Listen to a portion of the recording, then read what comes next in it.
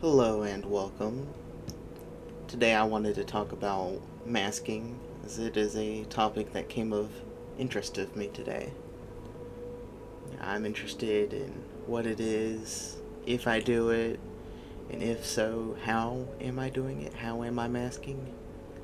And how do I stop masking?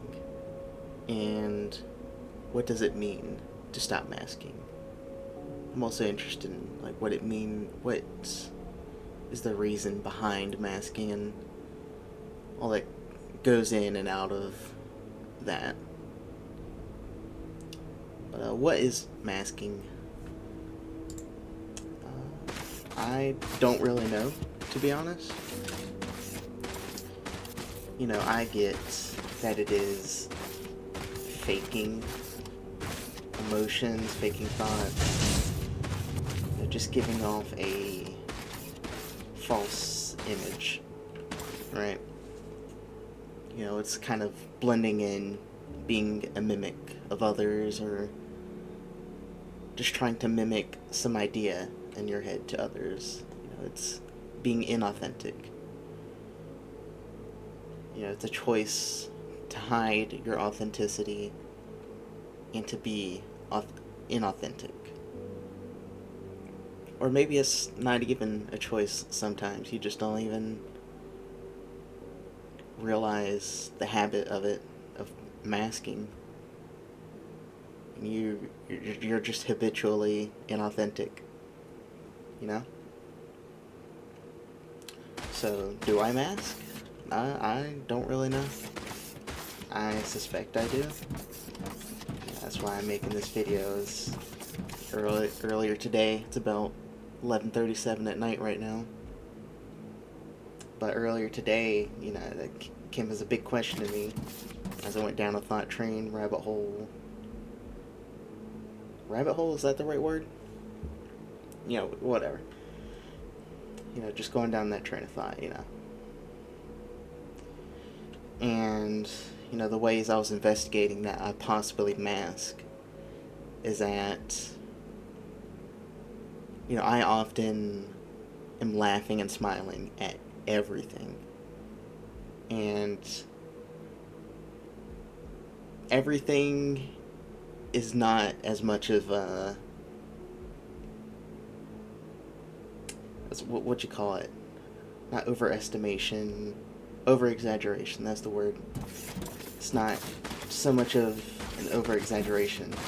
It is an exaggeration, but it's honestly... I cannot find the words here. You'll think I'm exaggerating more than I really am. I really laugh and smile at a lot of things. That is just my reaction. It is so habitual, just so instinctual. And I think you even saw it in my first video here. When that, what was it? Plain Lethal Company talking about things. And that dog came and ruined everything. That was actually funny, but sometimes I wonder if I overdo it, like overdoing it to mask or whatever. I guess in that situation it wasn't. That was actually funny to me, recording and just getting interrupted like that. But there are examples where, it doesn't make sense, or it's like inappropriate. So like in terms of it doesn't make sense. Say someone's a bit upset with me, and they're trying to have a like lighter edge to it, and so like they're actually upset with me, but they're trying to dull the blade a bit, let's say. No, I'll always smile and laugh at that because I feel like I gotta play the part. It's just like the habit of it. and that's not fitting to it.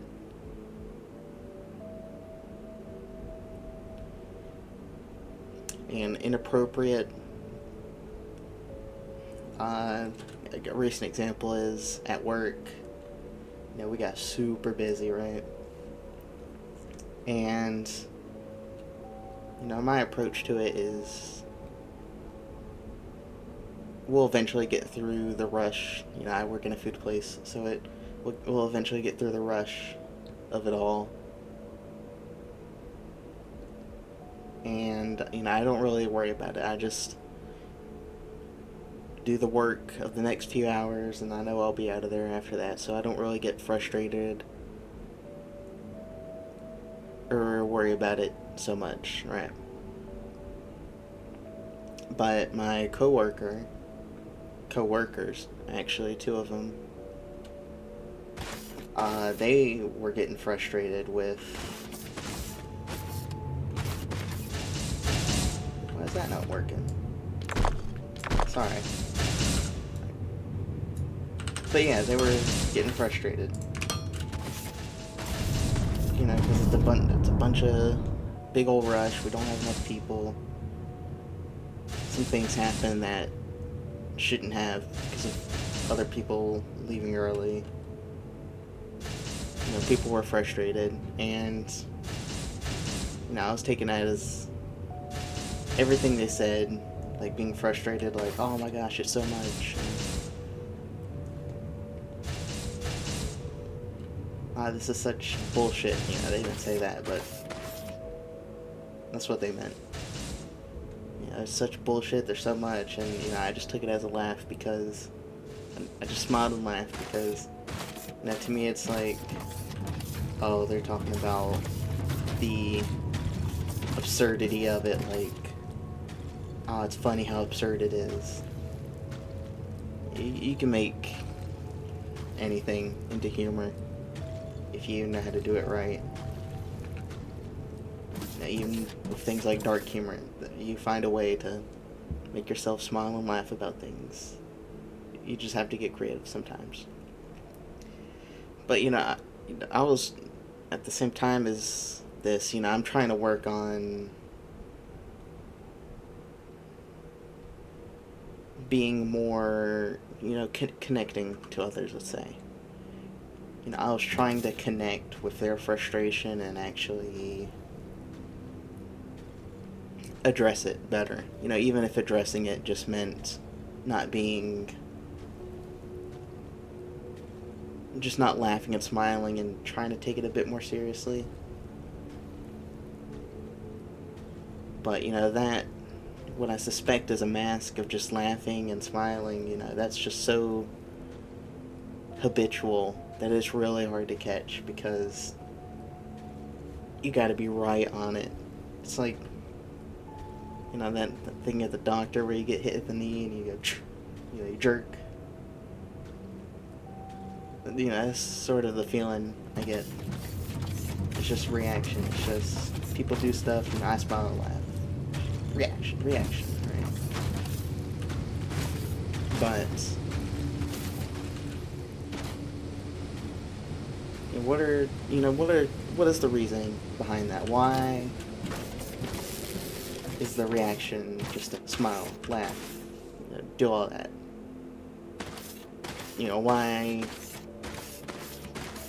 Why is that? Why is that a part of me? I guess it started as a kid. I caught on that, being more kind of like how I am right now, I guess.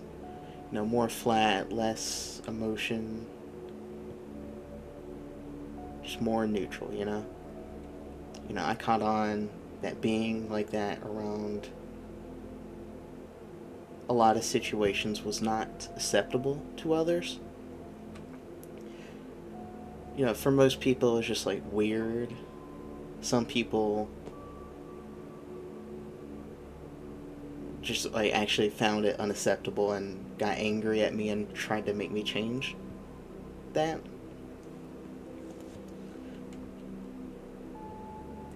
But, I was just acting how I felt. But, that wasn't acceptable to some people. Some found it weird, some found it acceptable.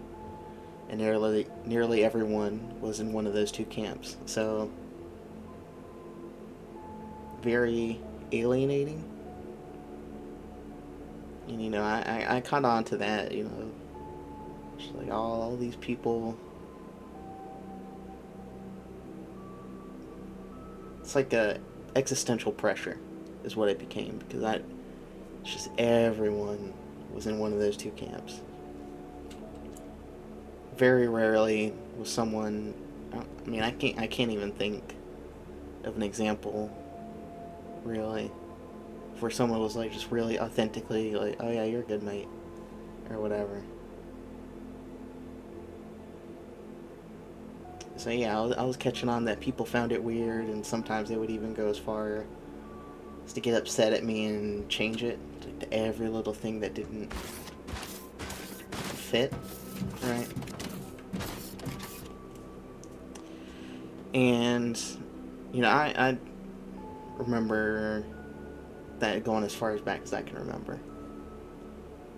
That habit of laughing and smiling back to like 5 years old, I can remember that. But in in middle school, this is where it noticeably ticked up for me, because in middle school people would joke with me or talk to me, and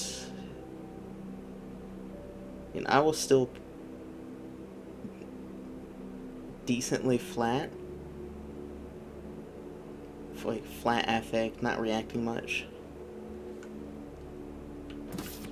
I mean, I guess no, I was a lot more nervous. There was a lot of nervousness to it, and being stressed, anxious. That was shown as well, but beyond that, it wasn't really.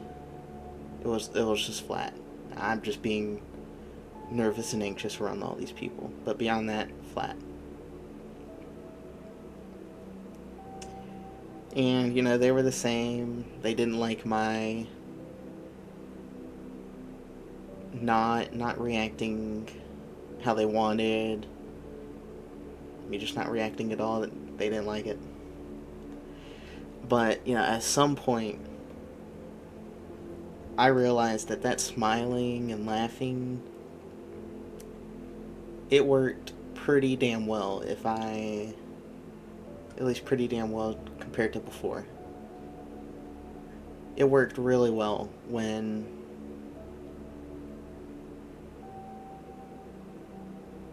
I took more control over it.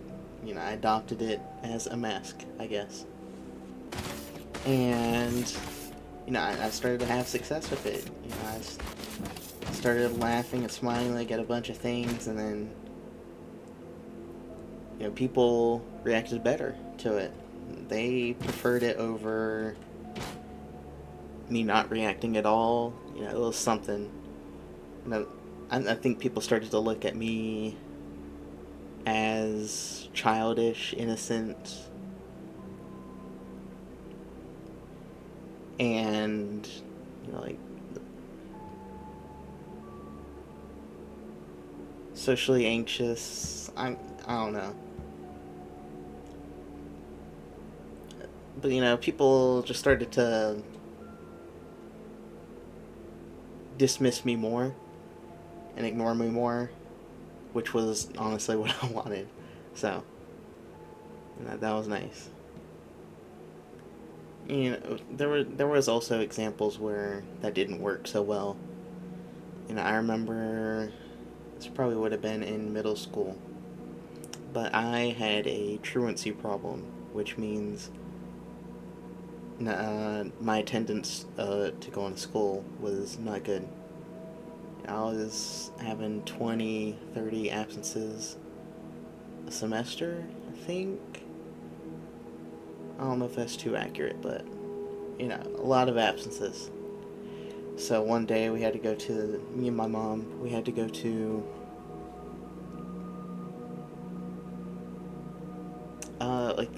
some truancy thing, like the actual law got involved or whatever, that sort of point. And this lady from social work, whatever, she was like very serious, stern, just a little edge of anger, let's say. And she was like, yeah, she probably said something along the lines of like, you got a lot of absences. What do you think about that? Like, what do you think? What are you gonna do about that? And I have such a deep reaction. Like, that mask was becoming habitual by that point, and I was not laughing. I'm not always like actually laughing when I say this. Like, just a soft laugh, let's say. I did a soft laugh and nervous smile, let's say. But oh yeah, and she did not take that well. She thought like I was legitimately having a laugh at her. Like I thought she was being funny and all that. And she snapped at me, "Do you think this is funny?" and all that. Of course, I'm like, "No, that's not what I meant." And I at the time, I couldn't put it into words how my laughing wasn't so for real. So yeah, I was just focused on figuring out what part others wanted me to play. The part I was driven by, the reaction to others is, what it was, about. I guess that ties into keeping others appeased in a way. If I keep them appeased, they stay away enough, and then, once we separate, I'm home free. I just go home. And I'm alone there, so that's nice. So, I think that's where I got this mask. It's not so much of a nervous mask today, it's just a mask of laughing and smiling. I've gotten rid of the nervous part over these years, although there's still a element of that to it, especially when it creeps up sometimes into it. But what is under that mask of laughing and smiling? First easy part to dissect was just fear and hiding from others. Maybe that's just what all masking is at its core. Whatever your reasons may be, you'll always have that fear and just hiding from others. Don't be seen, just blend in, just be yourself inside. Don't show that, don't take that authenticity you have inside and put it out into the world, because that doesn't go well. So you learn to mask. But yeah, what's under that mask? And that fear, that hiding. Yeah, I guess that's pretty obvious. But over the years, I've kind of, not kind of, I've definitely gotten used to that mask of just being me. I guess over time it became authentic. Just it felt authentic, and I thought of it as authentic, even though I had my problems with it, didn't think it to be really as authentic as can be. I still found it to be authentic. But, you know, undoing, like, investigating that mask today, just looking what's underneath,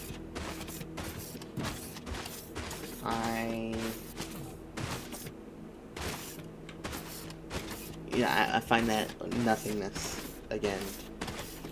That what originally started so long ago as just trying to give a reaction. People were looking for a reaction, so I eventually learned to give that to them. Instead of just being so flat, I learned to give something. And over that time, I thought I started to think that was just authentic, that masking. But, maybe in a part it has become. There's a trace of authenticity in it, but at the same time, there is so much of it that is inauthentic.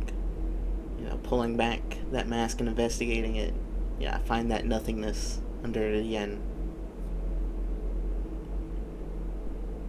So, like, what I feel is authentic about it is when I really start to deconstruct it and take it apart, I might find authentic things in it, but I find so much more that is just fake and actually just not there. It's just nothing. There's so much nothingness behind it and just very little authenticity.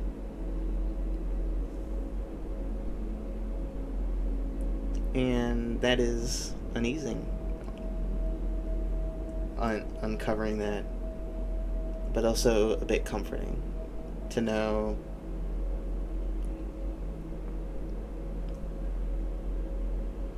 that, I'm not trapped with feeling that way, as if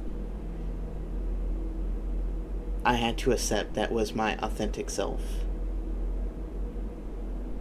And it felt comforting for that part, but also to find nothing was uneasy. Mixed bag, I guess. In thinking that mask was authentic,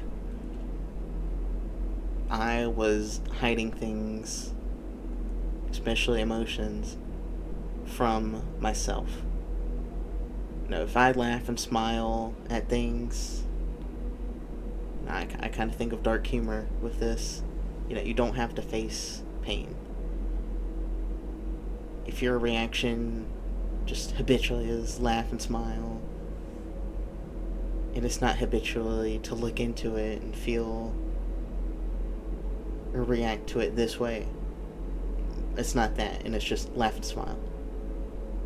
You don't have to face that pain. If I blend in and ignore things, I don't have to face that pain. And I guess a nice result when you don't consider everything else and what it's actually doing is I don't actually feel much pain from those things anymore. Maybe they just get transferred into other ways of feeling it, but I'm also just oddly, vaguely aware that pain is still there, though. It goes to the edge of consciousness, let's say. Between the subconscious and conscious. Just right at the edge of it. And you don't really know if it's there or not. It's like you reach out to feel it, you can't grab it though, but you can anticipate grabbing it and you feel like it's already in your hand, but it's also not. I don't know how to explain that. But, if you remove that mask, that you truly start uprooting that, you really just take it off. Like, you have to fight yourself to get that off. You remove that mask, but you spark that pain again. The pain that mask was, bypassing. Not resolving, just bypassing.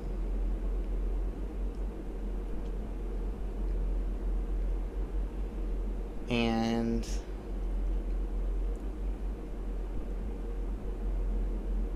once you feel a spark of that pain rise up, that reaction to put the mask back on, to smile and laugh, to ignore, and all the things that go into the mask. It's just a strong habitual reaction to return. You're fighting yourself, and then as soon as you spark it, just reset. You really gotta fight yourself to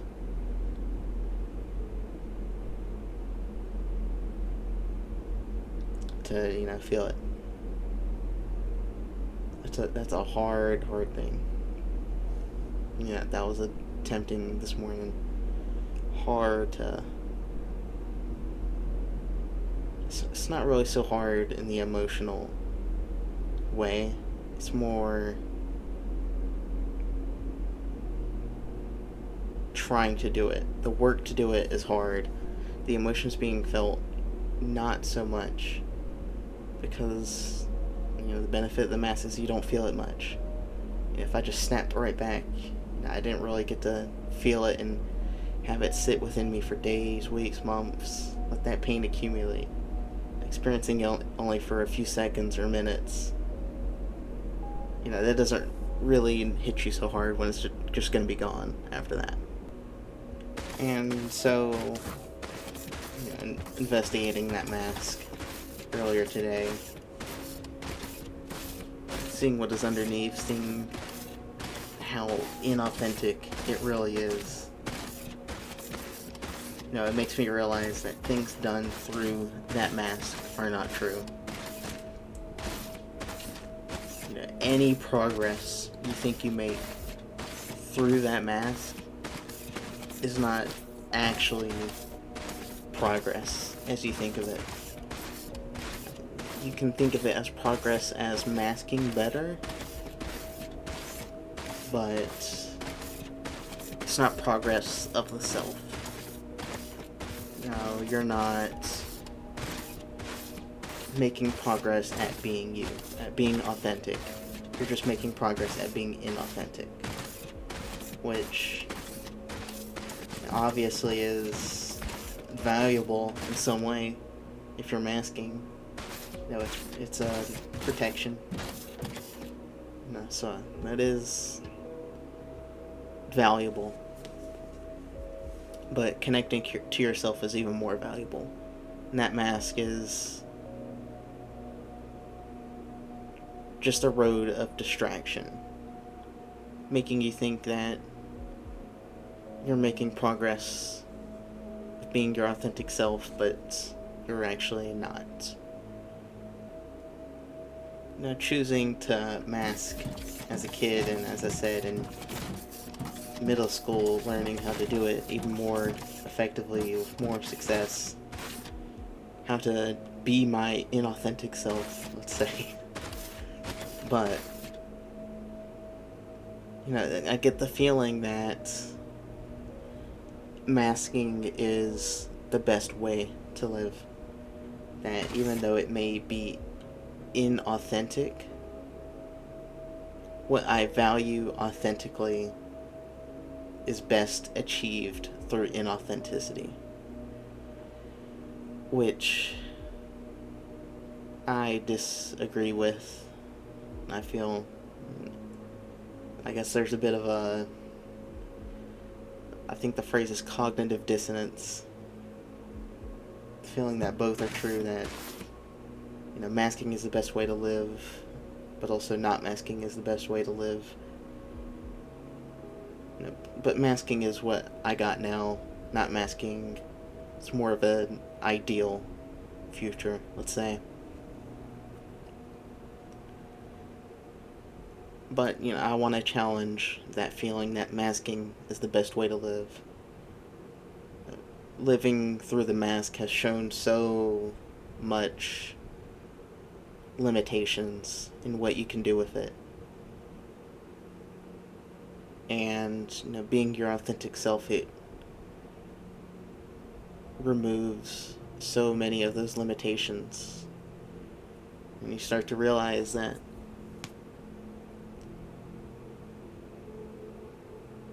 you achieve more by getting rid of the mask. And with it, you have more pain to tackle, you have more to manage, and all of that. But there is actual possibility there. Removing the mask actually has possibilities.